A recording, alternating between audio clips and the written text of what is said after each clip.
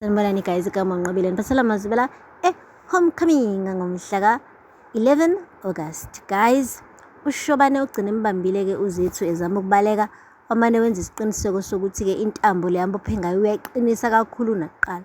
Uzamile ukuncenga uZethu esho ukuthi Shobane, uma ucabanga uma wakho uzothini? Mhlawumbe ubhizi uyathandaza laphayana uthi nawe mhlawumbe uboshiwe yila bantu bakuthumba bayakuhlinza sikhuluma nje. Uthe suka lapho-ke uShobane wathi thula Zethu. Hayi, uZethu waqhubeka wancenga.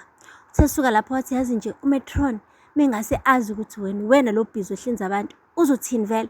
Indodana yakhe ayithemba kangaka, iqanda lakhe alifundisa kanzima ukuthi libudokotela oqotho yilona leli libhizi umaligaju la. Wathi ngithethula Zethu. uZethu wangafuna ukuthula guys, wamane waqinisa kakhulu intambo uShobane. uZethu ngizwe ngaye sekukhala njengomdlwane ethi uShobane guys, hayi akamnike break guys. uZethu wenza sure ukuthi uyabona nje uZethu ukuthi hayi cha, uthando lisekho lapha. Akupheli-ke lapho. Sesuka lapho-ke uShwabi wafika naye nesiguli-ke. Ubhuti nje oswenkile guys, ugqoke ishirt elisikotshi, ubonakala nje ukuthi ubhuti ophuma emsebenzini lo. Bamlandile-ke naye bamsedate abazomfaka lapha etheater kaShobane. Uthe mefika nje naye uZethu wahlahla amehlo ukuthi hayibo sekunesiguli esifikayo manje. Wathi uShwabi lalela lana-ke weShobane, uma ukuthi uZethu awufuna ukumhlinza ngizoloku ngikulethela nje iguli 1 by 1 uyihlinza, yabo uthi uyilolongela uZethu. Wathi uZethu uyinja wena, yezwa uyanginyanyisa kupho. Wathi ungaloku ukuthi ngiyakunyanyisa wena, ungekudala nje uShobane uzokuhlinza wena, and mase sekuhlinza ngizobe ngila eduze kwetafula ngikubhekile ngikubuka ukhishwa zonke izicubu zakho 1 by 1. Emva kwalapho ngizobe sengiyahamba ngiye embhedeni ngiyolala nonkosikazi wami ngishaye ismile nje ngathi akwenzakalanga lutho. uZethu mane wacasuka wes ezwa lowo mazwi. Guys, ube ukuhamba nje uShwabi uShobane wamane wathi lalela weZethu, awuzuloku uhlobisa la udokotela nawe, uzongilekelela kwekuhlinzeni le patient. uZethu wanqaba wathi lalela la, uma ukuthi awufuni ngikuhlinze kuzomela ungisize sihlinze lo muntu sobabili. Angempela guys, bamfaka-ke surgical gear yakhona guys, bamgqokisa ama-scrub, bamgqokisa isigqoko sokukhava iy'nwele, bamgqokisa ama-glove, mask, yonke into. Umane wathi uZethu umbhedo lo mina ngeke ngize ngiyenze leyo nto, ngeke ngize ngikwazi ukulimaza abantu mina ngibe ngathi oath ukuthi ngizobasindisa. Wathi lalela la wesisi, awunako ukuzikhethela la, uma ukuthi awufuni ukungisiza wena ezolala la etafuleni ngihlinze wena. uZethu wabona ukuthi ayakancengwa la, wathi nalama instrument nje ayashoda. Wathi uzosebenza ngalokho esisebenza ngakho la, asinayo ngisho i-retractor-ke futhi le ekhaya, okusho kona ukuthi inxeba mase ngilivulile lizobanjwa ngesandla sakho, wena ozolibamba leli nxeba. Guys, uZethu walibamba-ke inxeba, yakhishwa-ke into ye-patient. Hayi impela uqede nje uShobane ukusebenza, uZethu ejuluke manzi ite, kubonakala ukuthi lento akayenzayo akayithandi. Ubelokhu ecomplainile ukuthi i-patient izoba ne-infection because ngisho nendawo abasebenzela kuyona ayihlanzekile ngokwanele. Guys, ube uqeda-ke umsebenzi uShobane waqeda futhi wambuyisela endaweni yakhe uZethu, wambopha ngey'ntambo. Kanti umbopha nje ugele usehlomile, uthatha umjovo lo okade ujova i-patient wawufaka la iqolo ephentini guys, wawubamba ngephenti ugiya wathula phansi ukuthi phela mekutholakala nje imzuzu noma nje omncane ayisebenzise lena liti ukuthi-ke adake uShobane. Guys, kwesinye isikhathi uma usenkingeni kumele umqondo usebenze, ugijima umqondo. uZethu usebenzile-ke guys this time around. Ulinde kahle ukuthi uShobane athi ukuncibilika kuyena.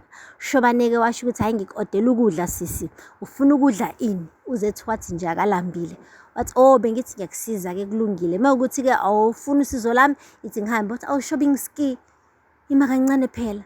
Wathi yindaba? Wathi ngiyakucela bandla ngicela ungiqaqe. Wathi angithi uyazi ngeke ngikwazi ukwenza lokho. Wathi ngiyakucela Shobane, usekawangithanda wena, how baby please. Wow Shobane, ngisho igama elithi baby alisathi ndi la kuyena, alisathi nda guys, akezwa lutho. Sesuka lapho wathi yazini, uma uthi uzongimoshela isikhathi ngiyahamba mina. Wathi okay kulungile-ke, uma ukuthi ngeke uze ungiqaqe at least-ke nginikeze ithuba ngihambe ngendlini encane.